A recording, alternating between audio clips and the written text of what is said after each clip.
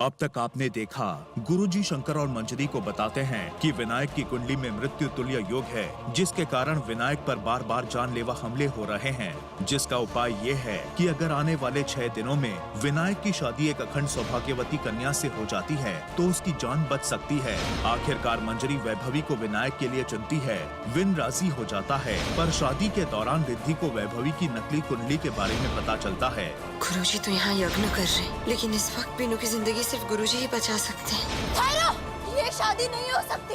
अब आगे।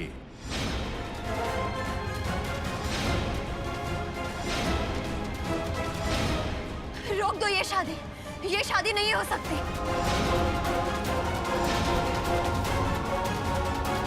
बेटा, ये मजाक का वक्त नहीं है।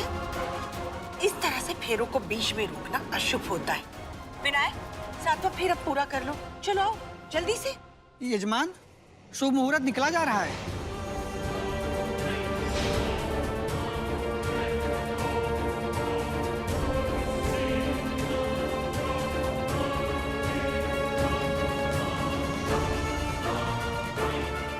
ये शादी तो मैं होने नहीं दूंगी।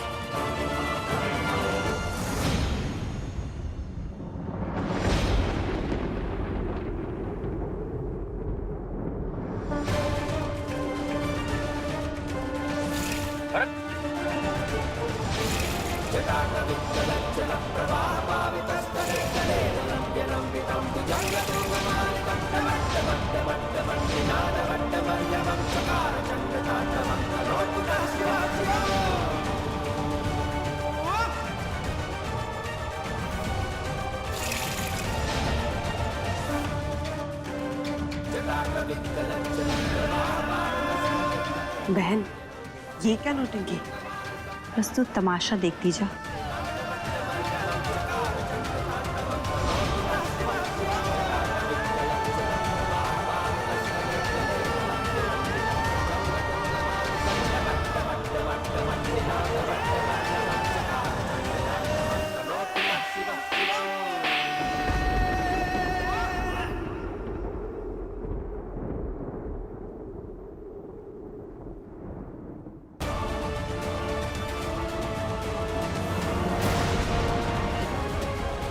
माँ, ये क्या कर रही हैं आप? किया तो इसने है विनायक, इतना बड़ा अपशकुन। ये क्या कर दिया तूने? तेरी हिम्मत कैसे हुई मेरे बेटे की शादी में विघ्न डालने की? इतनी मिन्नत और मुश्किलों के बाद ये शादी अभी संपन्न होने जा रही थी और तूने अपनी एक नादानी की वजह से सब कुछ नष्ट कर दिया। तूने उस अग्नि पे पानी नहीं फेरा है रिद्धि। तूने हमारे अरमानों पे, हमारे सपनों पे, हमारे विश्वास पे पानी फेरा है। क्यों किया तूने ऐसा रिद्धि? बोल। मैं जानती हूँ ये सब करके मैंने आप लोगों को बहुत चोट पहुंचाई है, लेकिन मैं क्या करूं? मेरे पास कोई और रास्ता ही नहीं था। हम विंसर की शादी करा क्यों रहे थे? ताकि उनके ऊपर जो संकट है वो टल जाए, है ना? लेकिन अगर ये शादी हो जाती तो अगले 72 घंटों में विंसर की मृत्यु हो जाती।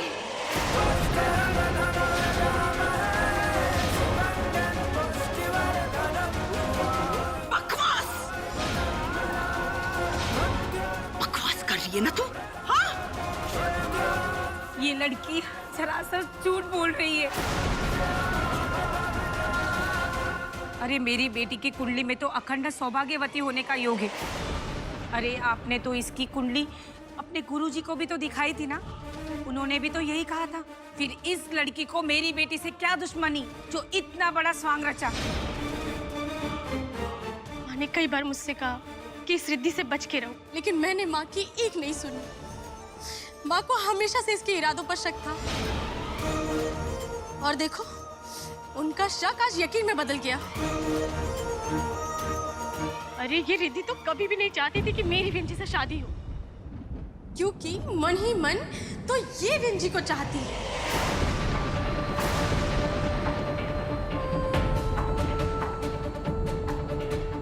क्यों रिद्धि, सही कहा ना मैंने? चुप, एकदम चुप। और ये अच्छा बनने का ढोंगना बंद कर दो। तुम्हारा खेल खत्म है।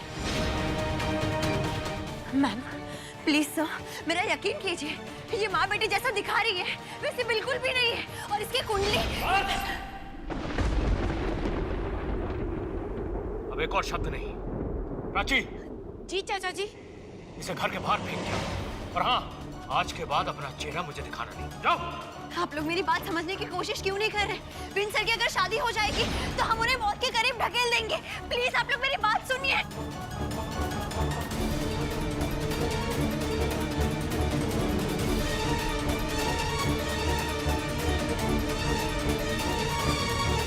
जाओ।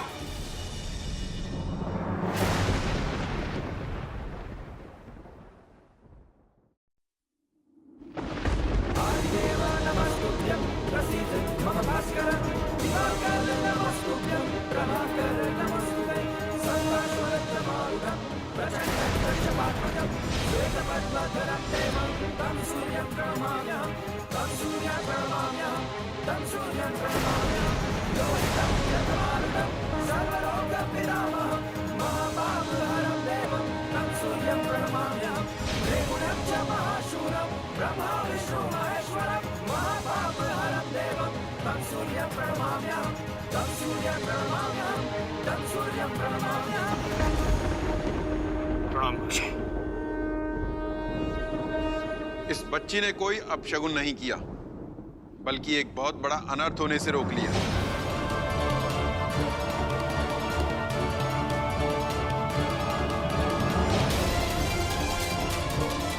विनायक की शादी जिस लड़की से हो रही है, वो लड़की अखंड सौभाग्यवती नहीं है, बल्कि मृत्युदायिनी है।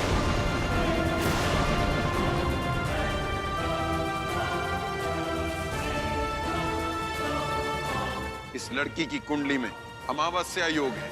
इसका अर्थ है, यदि 30 वर्ष की आयु से पहले इस लड़की का विवाह हो जाएगा तो वो इंसान 72 घंटों के अंदर अंदर मृत्यु को प्राप्त हो जाएगा।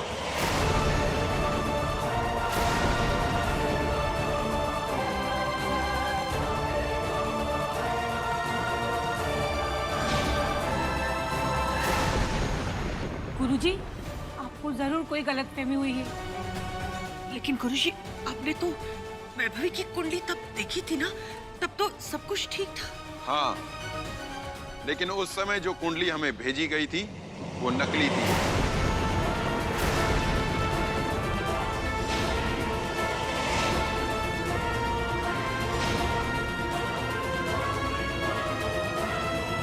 तो भला हो इस बच्ची का, अभी कुछ समय पहले ही ये हमारे पास असली कुंडली लेकर आई। स्वाहा। गुरुजी, मुझे आपकी मदद की जरूरत है। लड़की, तुमने हमारी साधना को भंग करने का दुस्साहस कैसे किया? क्षमा कीजिए गुरुजी, मेरे पास कोई और रास्ता ही नहीं था। सिर्फ आप ही हैं जो मेरी मुसीबत का समाधान कर सकते हैं। अनर्थ, घोर अनर्थ। ये वो कुंडली नहीं है जो हमें भेजी गई थी। यदि ये कुंडली उस कन्या की असली कुंडली है तो ये जोड़ी असंभव है। इस कन्या को 30 वर्ष की आयु होने से पूर्व विनायक से तो क्या, किसी और से भी शादी नहीं करनी चाहिए। 30 साल? हाँ, 30 वर्ष की आयु होने के बाद इसका भाग्य उदय होगा। ये कन्या राज करेगी, किंतु इस समय कदापि नहीं। इस लड़की से शादी करने का मतलब है अपनी मृत्यु को निमंत्रण देना। आप ये क्या कह रहे हैं गुरुजी? ऐसा क्या है इस कुंडली में? बेटा, इस कुंडली में अमावस्या दोष है।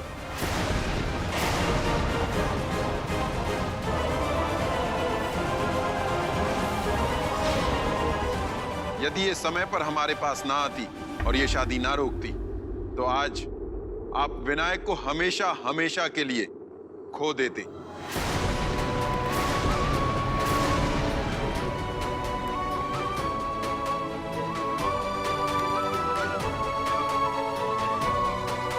इतना बड़ा झूठ बोला आपने हमसे। अपनी बेटी की शादी जल्दी कराने के चक्कर में आप हमारे बेटे की बलि चढ़ाना चाहती थी। कांता जी, हमने आपको हमारे घर में नहीं, हमारे दिलों में भी जगह दी, और आपने हमें इतना बड़ा धोखा दे दिया। ये सब झूठ है। शंकर, ये दोनों माँ बेटी हमारे घर को बर्बाद करना चाहती थी और तू इन्हीं का साथ दे रही थी मंजरी। ये सारी की सारी तेरी लापरवाही है। हाँ हाँ, ये सब मेरी गलती ये है कि मैंने इस लक्ष्मी पर भरोसा किया। क्यों रे? इतने पैसे दिए तुझे, इतना सब कुछ किया तेरे लिए, और तूने मुझे ये सिला दिया। मंजरी जी, मेरी बात तो सुनिए। चुप! एक शब्द मत बोलना। मेरे बेटे की जिंदगी से खिलवाड़ कर रही थी ना तू। चल निकल यहाँ से, निकल, निकल। मैं कुछ नहीं सुनना चाहती, तू निकल यहाँ से, निकल, निकल यहाँ से। सुनिए, मैं कुछ नहीं सुनूंगी। निकलिए यहाँ से।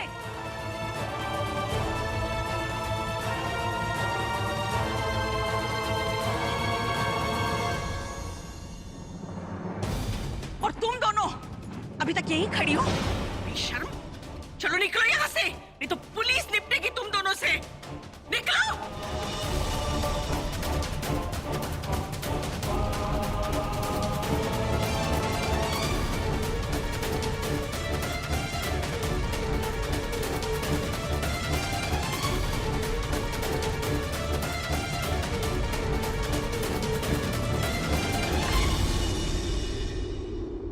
दीदी, आज पहली बार मुझे इस लड़की पे प्यार आ रहा है।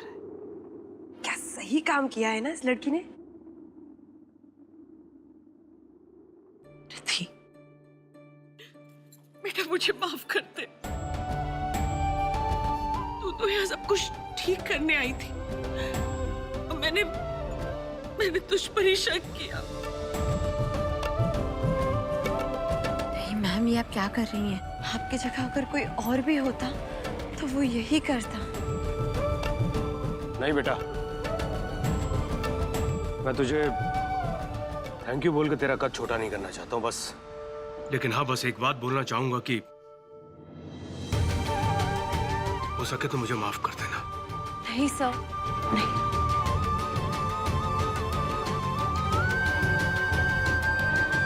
एक बार फिर से तूने विनायक की जिंदगी पर मंडराते हुए संकट को टाल दिया। तेरा यह एहसान मैं कैसे चुकता करूं, मेरी समझ में नहीं आ रहा। मैंने जो कुछ भी किया विंसर के लिए किया।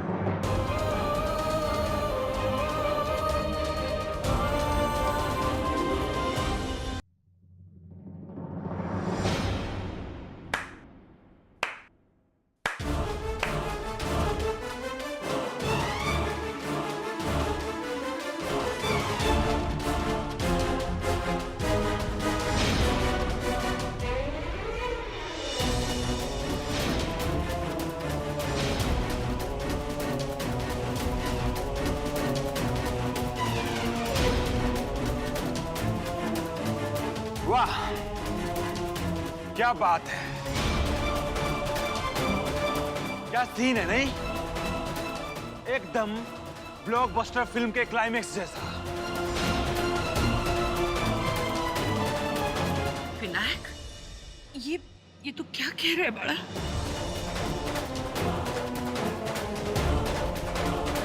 क्या कह रहा हूं मां? आप सबके ड्रामे को सराहा रहा हूं। मजा आ गया, नहीं सच में बहुत मजा आ गया, क्योंकि आप सबने मेरी जिंदगी को कॉमेडी फिल्म का रूप जो दे दिया। पहले ये कुंडली योग, उसके बाद क्या था गुरुजी? वो मृत्यु तुल्य योग, जिसके अनुसार मेरी शादी जल्दी होनी है। उसके बाद ये मौनी अमावस्या है, नहीं मौनी अमावस्या है, इसकी शादी एक दिन लेट होनी चाहिए। और उसके बाद कांता जी का ड्रीम सीक्वेंस, यानी कि सपना। उन्होंने सपना देखा है एक दिन शादी पहले करवा दो। अगर पहले शादी नहीं की तब मर जाएगा, और अगर पहले शादी कर ली तब मर जाएगा। इससे अच्छा तो मैं मर ही जाता ना। विनायक, क्या बोल रहे हैं तुम विनायक? और आपने क्या कहा था माँ? मैं तो भूल ही गया था। आप लोगों ने मेरे मरने का भी तो मुहूर्त तय किया हुआ है ना? क्या? करीब 2 दिन बाद मेरी मृत्यु का मुहूर्त निश्चित है ना?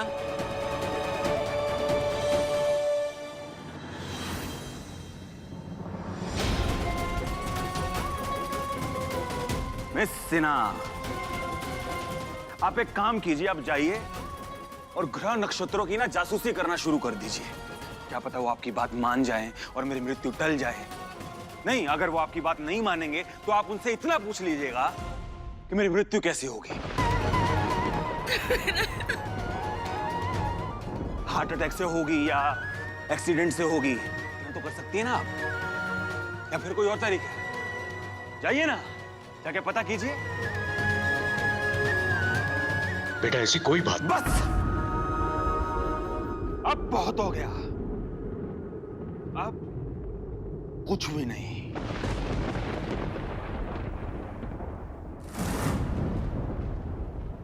कुछ भी नहीं।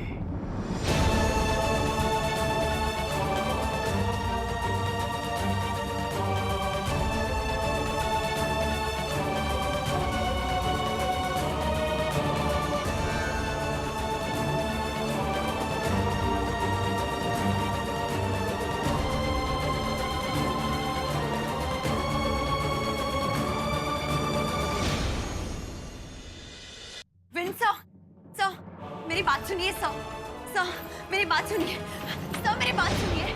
नीचे जो कुछ भी हुआ ना। चुप, बिल्कुल चुप। बहुत कह दिया आपने और बहुत सुन लिया मैंने। बस अब बंद कीजिए। जो करना था आपने कर लिया। मेरी जिंदगी में दखल नहीं देंगी तो आपके लिए बेहतर होगा। सर ऐसे समझते क्या आप अपने आप को? क्यों मेरे पीछे पड़ी रहती है? आपको इंटरेस्ट क्या है मेरी जिंदगी में? चली क्यों नहीं जाती आप यहाँ से? सुनिए, अब अगर मेरे कमरे में आने की हिम्मत भी की आपने तो आपके लिए अच्छा नहीं होगा।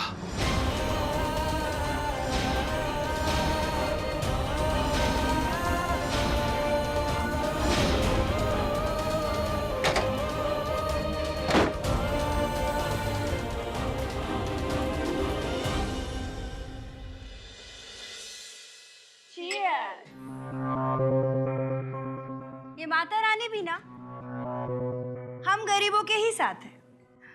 दीदी, हमारा लालच है ना, वो बिल्कुल सच है। इसीलिए तो 6.5 फेरे होने के बाद भी देवर जी की शादी नहीं हो पाई। और इसका पूरा श्रेय जाता है हमारे प्यारी सी भोली सी रिद्धि डार्लिंग को। क्या सही समय पे एंट्री मारी है लड़की ने, मजा आ गया। बस यही प्रॉब्लम है तुम दोनों की, मौका मिला नहीं कि दोनों सेलिब्रेट करने लगे। जानू, अब इतने खुशी का मौका है तो सेलिब्रेशन तो बनता है ना। I'll just get a drink for you.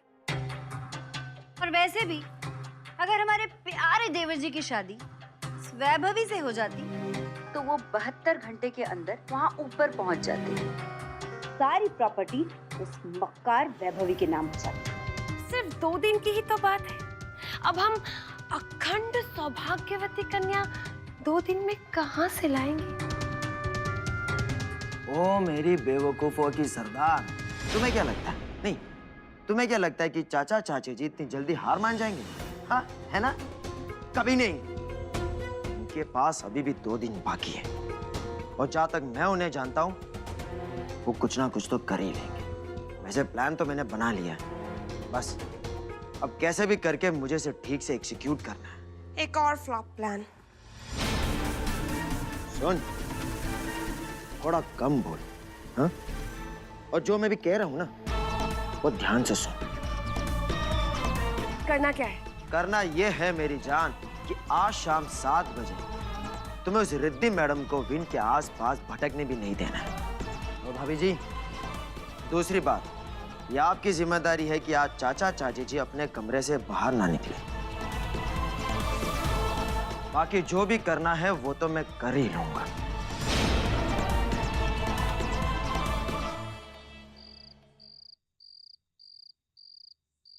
Riddhi, बच्चे आज भले ही तूने विनायक को नाराज किया हो, लेकिन बच्चे तूने उसकी जान बचाई है आज। पर दादी, सिर्फ 2 दिन बाकी हैं। 2 दिन? सिर्फ 2 दिन बचे हुए। समझ में नहीं आ रहा कि ये अखंड सौभाग्यवती लड़की लाए तो लाए कहां से?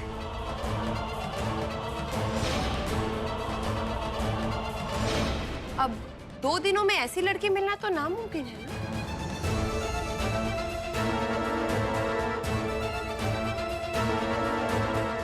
रिद्धि, भले ही मैंने तुम्हारे साथ अच्छा बिहेव ना किया हो, लेकिन आज जो तुमने मेरे परिवार के लिए और विन जेठ जी के लिए किया है ना, उसका जितना भी एहसान माना जाए उतना कम है। वक्त भी तो नहीं है हमारे पास, बस 2 ही दिन बचे हैं और इन्हीं 2 दिनों में हमें देवर जी के लिए अच्छी सी लड़की भी ढूंढनी है और उनका विवाह भी संपन्न कराना है। हे माता रानी, बस अब तो आप ही का सहारा है।